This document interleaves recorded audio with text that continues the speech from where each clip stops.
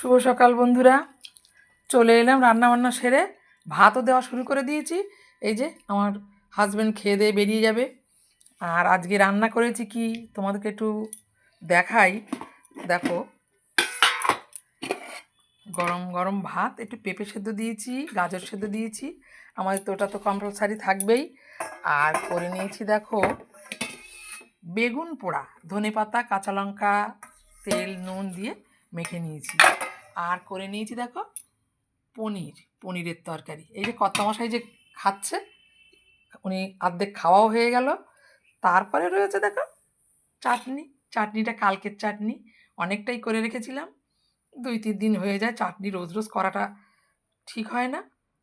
তাহলে মেয়ে আসবে, এটা প্ল্যান ছিল। হ্যাঁ, তার সঙ্গে রয়েছে আবার দুটো মিষ্টি আছে। খাওয়ার শেষে যদি একটু মিষ্টি খাওয়া যায় তা কেমন লাগে বলো তো বন্ধুরা? তোমাদের কেমন লাগবে চাটনি মিষ্টি একটু কমেন্টে জানিও। এখন রাখি।